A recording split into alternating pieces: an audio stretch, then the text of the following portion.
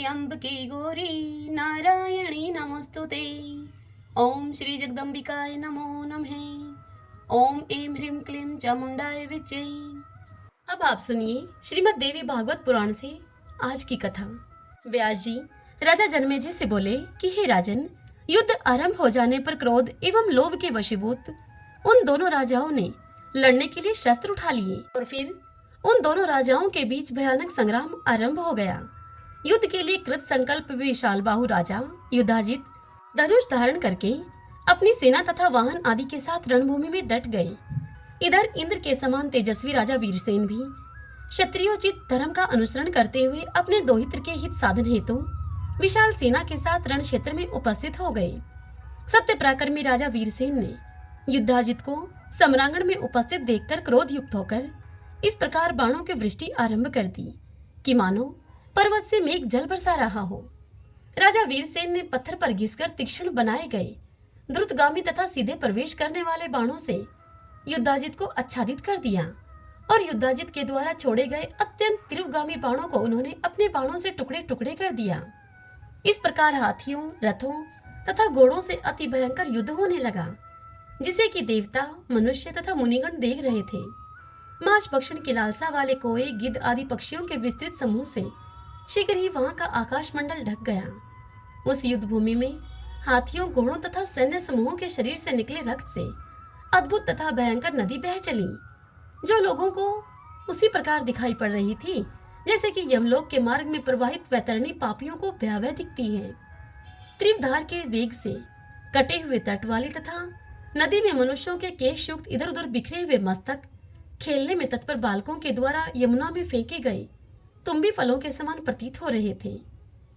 रथ से घिरे हुए किसी मृत वीर को पृथ्वी पर पड़ा हुआ देखकर मांस की इच्छा से गिद्ध उसके ऊपर मंडराने लगता था।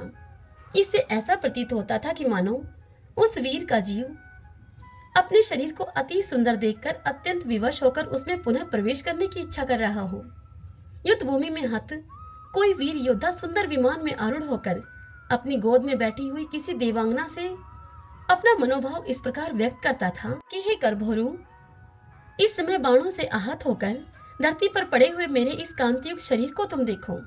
शत्रु के द्वारा मारा गया एक वीर जो ही अंतरिक्ष में पहुंचा और अप्सरा के पास जाकर विमान में बैठा, त्यों ही उसकी अपनी प्रिय स्त्री अपना शरीर अग्नि को भलीभांति समर्पित करके पुनः दिव्य शरीर को पाकर अपने पति के पास जा पहुंची। उस युद्ध में दो वीर परस्पर एक दूसरे के अस्त्र प्रहार से आहत होकर मर गए और साथ साथ ही स्वर्गलोक में पहुंचे। वहां पर भी एक अप्सरा को प्राप्त करने के लिए वे दोनों वीर शस्त्र युक्त होकर एक दूसरे को मारने हेतु युद्ध करने लगे। कोई अनुराग गम में युवा वीर अतिशय रूपवती तथा गुणवती अप्सरा को प्राप्त करके अत्यंत ही बड़ा चढ़ाकर अपने गुणों का वर्णन करते हुए उसके प्रति भक्ति प्रायण होकर प्रतन पूर्वक उस प्रेमदायिनी के गुण आदि का अनुकरण करने लगा। घोर युद्ध के कारण रणभूमि से उड़ी हुई अत्यधिक धूल ने अंतरिक्ष के स्थित सूर्य को ढक दिया और दिन में ही रात हो गई। पुनः वही धूल जब अथाह रक्त सिंधु में विलीन हो जाती, तब अत्यंत प्रभाव वाले सूर्य अचानक प्रकट हो जाते।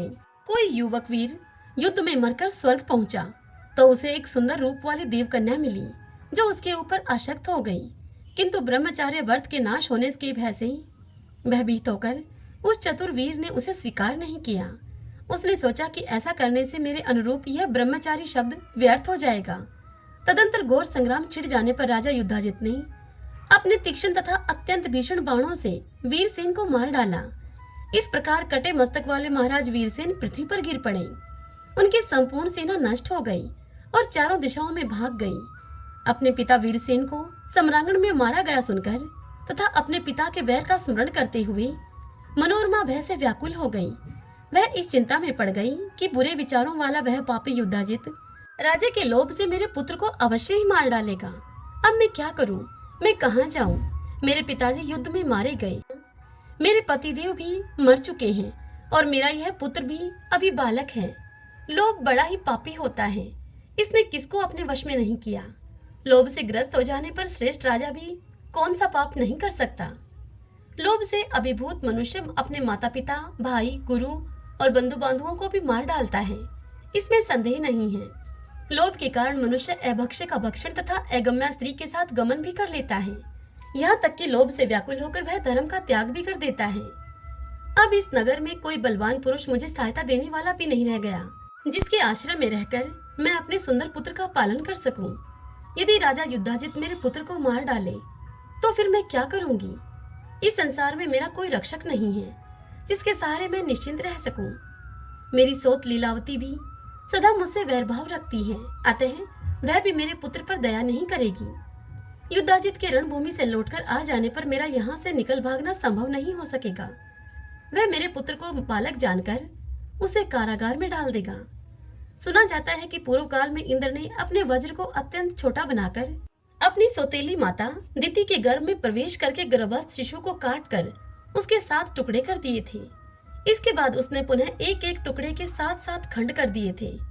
वे ही आगे चलकर देवलोक में 49 मरुद के रूप में प्रतिष्ठित हुए।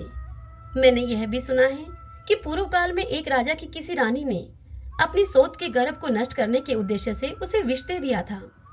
कुछ समय के बीतने पर वह बालक विष के साथ उत्पन्न हुआ। उसी से वह भूमंडल पर सगर नाम से प्रसिद्ध हो गया। महाराज दशरथ की भार्या कैकेयी ने अपने पति के जीवन काल में ही उनके ज्येष्ठ पुत्र रामचंद्र को वनवास दे दिया था, जिसके परिणाम स्वरूप राजा दशरथ की मृत्यु हो गई। जो मंत्री मेरे पुत्र सुदर्शन को राजा बनाना चाहते थे, वे भी अब विवश होकर युद्धाजित के अधीन हो गए हैं। मेरा भाई भी ऐसा योद्धा नहीं है जो मुझे बंधन से छुड़ा सके। दैव योग से मैं महान संकट में पड़ गई हूँ। फिर भी उद्योग तो सर्वथा करना ही चाहिए। सफलता तो दैव के अधीन है, अतः अब मैं अपने पुत्र की रक्षा के लिए शीघ्र ही कोई उपाय करूंगी। अपने मन में ऐसा सोचकर वह रानी मनोरमा अति सम्मानित सभी कार्यों में दक्ष तथा विचार कुशल श्रेष्ठ मंत्री परवर विद्दल को बुलाकर उन्हें एकांत में लेकर गई और बालक को हाथ में लेकर रोती हुई दीन मन वाली उस मनोरमा रानी ने अत्यंत दुखी होकर उनसे कहा कि मेरे पिता युद्ध में मारे गए और मेरा यह पुत्र अभी अबोध बालक है। राजा युद्धाजित बलवान है, ऐसी परिस्थिति में मुझे क्या करना चाहिए, यह मुझे बताएं। तब विद्दल ने उससे कहा कि अब यहाँ नहीं रहना चाहिए। हम लोग यहाँ से वाराणसी के वन में चलेंगे। वहाँ सुबाहु नाम से विख्यात मेरे मामा रहते हैं। वे मामा समृद्धशाली तथा महाबलशाली हैं। वे ही हमारी रक्षा करेंगे। मन में युद्धाजित के दर्शन की लालसा से नगर से बाहर निकल चलना चाहिए और रथ पर सवार होकर प्रस्थान कर देना चाहिए। इसमें शंका की कोई आवश्यकता नहीं है। विद्दल के ऐसा कहने पर रानी मनोरमा लीलावती के पास गई और उसे जाकर बोली कि हे सुनैने, मैं तुम्हारे पिताजी का दर्शन करने जा रही हूँ। ऐसा कहकर मनोरमा एक दासी और मंत्री विद्दल को साथ में लेकर रथ पर सवार होकर नगर से बाहर निकल गई। उस समय बहुत ही डरी हुई, दुखित एवं अत्यंत दीन तथा पिता के मृत्युजन्य शोक से व्याकुल वह मनोरमा राजा युद्धाजित से मिलकर तत्काल अपने मृत पिता का दाह संस्कार कराकर भय से व्याकुल होकर कांपती हुई 2 दिनों में गंगा जी के तट पर पहुंच गई। वहां तट पर पहुंचने पर वहां के निषादों ने उसे लूट लिया तथा उसका सारा धन और उसका रथ भी उससे छीन लिया। सब कुछ लेकर वे द्रुत लुटेरे दस्यु से ले गए।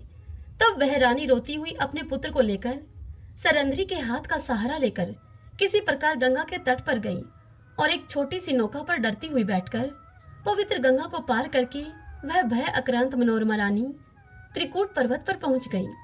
वह भयभीत मनोरमा भारद्वाज मुनि के आश्रम पर शीघ्रता से पहुंची। तब वहां तपस्वियों को देखकर वह निर्भय हो गई। तदंतर भारद्वाज मुनि ने उससे पूछा कि हे सुचिस्मते, तुम कौन हो? किसकी पत्नी हो तुम? इतने कष्ट से तुम यहाँ कैसे आ गई हो? मुझसे यह सत्य कहो, तुम कोई देवी हो अथवा मानवी हो? अपने इस बालक पुत्र के साथ वन में क्यों विचरण कर रही हो? हे सुंदरी, हे कमल नयने, तुम राजभ्रष्ट जैसी प्रतीत हो रही हो। मुनि के इस प्रकार पूछने पर उस रूपवती रानी मनोरमा ने कुछ भी उत्तर नहीं दिया और दुख से संतप्त होकर रोती हुई उसने अपने मंत्री विद्दल को सारी बात बताने के लिए संकेत किया। तब विद्दल ने मुनि से कहा कि ध्रुव सिंधु एक श्रेष्ठ नरेश थे। ये उन्हीं की मनोरमा नाम वाली धर्मपत्नी है। सूर्य वंश में उत्पन्न उन महाबली महाराज को सिंह ने मार डाला। सुदर्शन नाम का यह बालक उन्हीं राजा का पुत्र है। इनके अत्यंत धर्मात्मा पिता अपनी इसी दोहित्र के लिए संग्राम में मारे गए। अतएव युद्धाजित के भय से संत्रस्त होकर ये इस निर्जन वन में आई हुई हैं। हे महाभाग, हे मुनिश्रेष्ठ, अबोध पुत्र वाली ये राजपुत्री अब आपकी शरण में आई हैं। अतः अब आप इनकी रक्षा कीजिए। किसी दुखी प्राणी की रक्षा करने में यज्ञ करने से भी अधिक पुण्य बताया गया है। भयभीत तथा दीनों की रक्षा को तो और भी अधिक फलदायक कहा गया है। यह सब सुनकर भरद्वाज मुनि बोले, ऋषि बोले कि हे कल्याणी, तुम यहाँ भयरहित होकर निवास करो। हे सुवर्ते, अपने पुत्र का पालन पोषण करो तुम। हे विशाल नयने, यहाँ तुम्हें शत्रुओं से उत्पन्न होने वाला किसी प्रकार का भी कोई भय नहीं करना चाहिए। तुम अपने इस कांतिमान पुत्र का यहाँ पालन करो। तुम्हारा यह पुत्र आगे चलकर राजा होगा। यहाँ तुम लोगों को कभी भी कोई दुख या शोक नहीं होगा। व्यास जी इस कथा को सुनाते हुए राजा जनमेजय से कहते हैं कि हे राजन, मुनि के इस प्रकार कहने पर महारानी मनोरमा निश्चिंत हो गई और मुनि के द्वारा प्रदान की गई एक कुटिया में वे शोक रहित होकर निवास करने लगी। इस प्रकार सुदर्शन का पालन पोषण करती हुई वे रानी मनोरमा अपनी दासी तथा मंत्री विदल के साथ वहां पर रहने लगी। तदंतर महाबली युद्धाजित ने रणभूमि से अयोध्या पहुंचकर सुदर्शन को भी मार डालने की इच्छा से मनोरमा के विषय में लोगों से पूछा कि मनोरमा कहाँ चली गई। ऐसा बार बार कहते हुए उसने सेवकों को इधर से उधर भेज दिया मनोरमा को ढूंढने के लिए। तत्पश्चात किसी शुभ दिन में अपने दोहित्र को राज्य सिंहासन पर बैठा दिया उसने। समस्त मंत्रियों के साथ गुरु वशिष्ठ ने अर्थवेद के कल्याणकारी मंत्रों का उच्चारण करके जलपूरित समस्त कलशों से राजकुमार शत्रुजित का अभिषेक किया। हे कुरुनंदन, उस समय शंख भेरी के निनादों तथा तुरहियों की ध्वनि के साथ पूरे नगर में उत्सव मनाया गया। ब्राह्मणों के वेद पाठों, बंदीजनों के स्तुतिगान तथा मंगलकारी जयघोष से अयोध्या की नगरी प्रफुल्लित सी दिखाई दे रही थी। हष्ट पुष्ट जनों से भरी पूरी और स्तुतियों तथा वादों की ध्वनि से निनादित वह अयोध्या उस नए नरेश के अभिषिक्त होने पर नवीन पुरी की भांति सुशोभित हो रही थी। उस नगरी में जो कोई भी सज्जन लोग थे, उन्होंने अपने घर में ही रहकर शोक मनाया। वे सुदर्शन के विषय में सोचते हुए कह रहे थे कि वह राजकुमार कहाँ चला गया। महान पतिव्रता वह मनोरमा रानी अपने पुत्र के साथ कहाँ चली गई। राज्य लोभी शत्रु युधाजित ने युद्ध में उसके पिता को मार डाला। ऐसा विचार करते हुए सब में समान बुद्धि रखने वाले वे साधुजन शत्रुजित के अधीन होकर दुखी मन से रहने लगे। इस प्रकार युधाजित भी विधान पूर्वक अपने दोहित्र को राज्य सिंहासन पर बैठाकर तथा राज्यभार मंत्रियों को सौंपकर अपनी नगरी को प्रस्थान कर गया। सुदर्शन मुनियों के आश्रम में रह रहा है, ऐसा सुनकर युधाजित उसे मार डालने की इच्छा से तत्काल ही चित्रकूट पर्वत की ओर चल पड़ा। वह दुर्दर्श नामक श्रृंगवेरपुर के राजा के यहाँ पहुंचा और उस विशाल सेना संपन्न तथा पराक्रमी निषाद राज को अगवा बनाकर उसने शीघ्र ही आगे की ओर प्रस्थान किया। युधाजित को सेना के सहित आते हुए सुनकर अबोध संतान वाली वह रानी मनोरमा भयभीत तथा अत्यंत दुखित हो गई। अत्यंत शोक संतप्त वह मनोरमा आंखों में आंसू भरकर मुनि भरद्वाज से बोली, मुनिवर, युधाजित यहाँ भी आ पहुंचा है। अब मैं क्या करूं और कहाँ जाऊं? इसने मेरे पिता का वध कर दिया तथा अपने दोहित्र को राजा भी बना दिया। अब वह विशाल सेना के साथ मेरे पुत्र के वध की कामना से यहाँ पर आ रहा है। हे स्वामिन, मैंने सुना है कि पूर्व काल में जब मुनियों के पवित्र आश्रम में द्रौपदी के साथ पांडव निवास कर रहे थे, उसी समय वे पांचों भाई आखेट के लिए चले गए और द्रौपदी वहीं पर मुनियों के साथ उस पावन आश्रम में रह गई थी। धौमे, अत्रि, गालव, पैल, जाबाली, गौतम, भृगु, चैवन, अत्रि गोत्रज, प्रणव, जतु, क्रतु, वितिहोत्र, सुमंतु, यज्ञदत्त, वत्सल, राशासन, कहोड़, यवकरी, यज्ञकृत, क्रतु, ये सब और भारद्वाज आदि अन्य पुण्यात्मा मुनिगण उस पावन आश्रम में विराजमान थे। वे सभी वेद पाठ कर रहे थे। हे भरद्वाज मुनि, मुनि समुदाय से संपन्न उस आश्रम में सर्वांग सुंदरी वह द्रौपदी अपनी दासियों के साथ निर्भय होकर रहती थी। शत्रुओं को संताप पहुंचाने में समर्थ तथा धनुष बाण धारण किए हुए वे पांचों पांडव मृग का पीछा करते हुए एक वन से दूसरे वन में निकल गए। इसी बीच समृद्धशाली सिंधु नरेश जयद्रथ वेद ध्वनि सुनकर अपनी सेना के साथ आश्रम के पास आ गया। वेद पाठ को सुनकर राजा जयद्रथ पुण्य आत्मा मुनियों के दर्शन की इच्छा से शीघ्रता पूर्वक रथ से उतरा। जब वह अपने दो भृत्यों के साथ आगे बढ़ा तो मुनियों को वेद पाठ में संलग्न देखकर वह वहीं पर बैठ गया। हे स्वामिन, राजा जयद्रथ हाथ जोड़कर कुछ देर तक वहां बैठा रहा और इसके बाद वह मुनियों से भरे हुए उस आश्रम में प्रविष्ट हुआ। तत्पश्चात मुनियों की पत्नियां तथा अन्य स्त्रियां वहां बैठे हुए राजा जयद्रथ को देखने की इच्छा से वहां पर आ गईं। और लोगों से पूछने लगी कि ये कौन है। उन्हीं स्त्रियों के साथ सुंदर द्रौपदी भी वहां पर आई थी। जयद्रथ की दृष्टि दूसरी लक्ष्मी के समान प्रतीत हो रही उस द्रौपदी पर पड़ गई। दूसरी देवकन्या की भांति प्रतीत हो रही उस श्याम नेत्रों वाली द्रौपदी को देखकर राजा जयद्रथ ने ऋषि धौम्य से पूछा कि यह सुंदर मुख वाली युवती कौन है, यह किसकी पत्नी है और किसकी पुत्री है, और इस परम सुंदरी का क्या नाम है। रूप तथा सौंदर्य से संपन्न यह स्त्री तो धरा पर उतरकर आई हुई साक्षात इंद्राणी की भांति प्रतीत हो रही है। यह स्त्री बबूल के वन में स्थित लवंग लता तथा कुरूपा राक्षसियों के समूह में सचमुच रंभा के समान प्रतीत हो रही है। हे महाभाग, आप सच सच बताइए कि यह स्त्री किसकी पत्नी है। हे द्विज, यह तो किसी रानी जैसी प्रतीत हो रही है। मुनि पत्नी तो यह कदापि नहीं हो सकती। यह सुनकर धौम्य ऋषि बोले कि हे सिंधु राजेंद्र, समस्त शुभ लक्षणों वाली यह पांडवों की प्रिय भार्या तथा पांचाल नरेश की पुत्री द्रौपदी है। यह इसी पवित्र आश्रम में निवास करती है।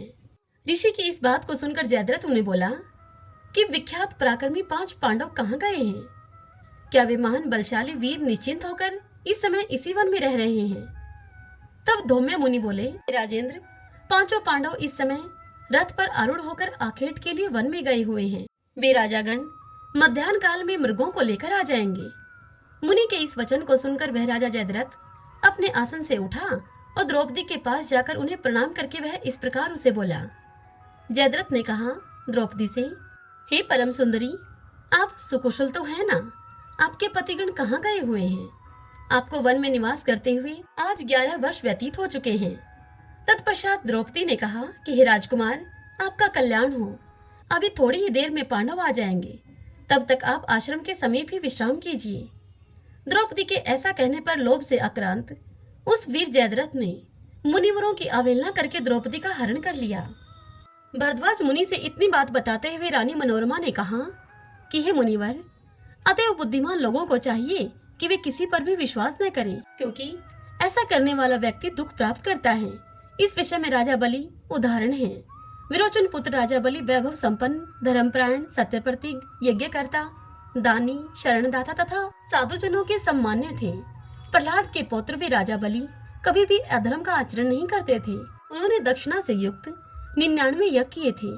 फिर भी सतगुण की साक्षात मूर्ति योगियों के द्वारा सदा ही आराधित तथा विकारों से रहित भगवान विष्णु भी देवताओं का प्रयोजन सिद्ध करने के लिए कश्यप से उत्पन्न हुए और उन्होंने वामन का कपट वेश धारण करके छल पूर्वक उनका राज्य तथा सागर समेत पृथ्वी ले ली। विरोचन के पुत्र बलि एक सत्यवादी राजा थे। मैंने तो ऐसा सुना है कि भगवान विष्णु ने इंद्र के लिए ही यह कपट किया था। जब साक्षात सतव की मूर्ति भगवान विष्णु ने बलि का यज्ञ ध्वंस करने की कामना से वामन रूप धारण करके ऐसा किया, तब भला अन्य लोग ऐसा क्यों नहीं करेंगे? अतएव हे स्वामिन, किसी पर कभी भी विश्वास नहीं करना चाहिए, क्योंकि यदि चित्त में लोभ रहता है तो पाप करने में किसी भी प्रकार का डर ही क्या है। हे मुने, लोभ के वशीभूत प्राणी सभी प्रकार के पाप कर बैठते हैं। उस समय किसी को परलोक का किंचन मात्र भी भय नहीं रहता। लोभ से नष्ट हुए चित्त वाले प्राणी दूसरों का धन हड़पने के लिए मन, वचन और कर्म से सम्यक तत्पर रहते हैं। देवताओं की निरंतर आराधना करके मनुष्य उनसे धन की कामना करते हैं। यह निश्चित है कि वे देवता अपने हाथों से धन उठाकर उन्हें देने में पूरी तरह से समर्थ नहीं है, किंतु व्यवसाय, दान, चोरी अथवा बलपूर्वक लूट आदि किसी भी माध्यम से मनुष्य का अभिलषित धन उन देवताओं के द्वारा दूसरे के पास से ला करके उनको दे दिया जाता है। विक्रय करने के लिए पर्याप्त धान्य तथा वस्त्र आदि का संग्रह करके वैश्य इस भावनाओं से देवताओं की पूजा करता है कि मेरे पास विपुल धन हो जाए। हे परंतप, क्या इस व्यापार के द्वारा दूसरों का धन ग्रहण करने की उन्हें इच्छा नहीं होती? वस्तु का संग्रह करने के बाद से ही वह भाव महंगा होने की इच्छा करने लगता है। हे ब्राह्मण, इसी प्रकार सभी प्राणी दूसरों का धन ले लेने के लिए निरंतर तत्पर रहते हैं, तो फिर विश्वास कैसा? लोभ तथा मोह से गिरे हुए लोगों का तीर्थ, दान, अध्ययन, यह सब तो व्यर्थ हो जाता है। उनका किया हुआ वह सारा कर्म न करने के समान ही हो जाता है। अतः हे महाभाग, इस युद्धाजित को घर लौटा दीजिए आप। हे द्विजोतम, जानकी की भांति मैं अपने पुत्र के साथ यहीं पर निवास करूंगी। मनोरमा के ऐसा कहने पर तेजस्वी भारद्वाज मुनि राजा युद्धाजित के पास जाकर उनसे बोले कि हे राजन, हे नृपश्रेष्ठ, अपनी इच्छा के अनुसार आप अपने नगर को चले जाइए। छोटे बालक वाली यह मनोरमा बड़ी दुखी है। वह नहीं आ रही है। तब युद्धाजित बोला कि हे सौम्य मुने, आप हट छोड़ दीजिए और मनोरमा को विदा कर दीजिए। इसे छोड़कर मैं यहाँ से नहीं जाऊंगा। यदि आप नहीं मानेंगे तो मैं इसे अभी बलपूर्वक यहाँ से ले जाऊंगा। यह सुनकर ऋषि बोले कि जैसे प्राचीन काल में विश्वामित्र वशिष्ठ मुनि की गौ ले जाने के लिए उद्यत हुए थे, ठीक उसी प्रकार यदि आप में शक्ति हो तो आज मेरे आश्रम से इसे बलपूर्वक ले जाइए। ओम नमः चंडिकाय। भगतजनों, आज की यह कथा बस यहीं तक। इससे आगे की कथा कल हम अगले अध्याय में सुनेंगे। आज की यह कथा आप सबको कैसी लगी? यदि पसंद आई हो तो वीडियो को लाइक करें और कमेंट बॉक्स में जय माता दी लिखना बिल्कुल मत भूलिएगा। जय माता दी।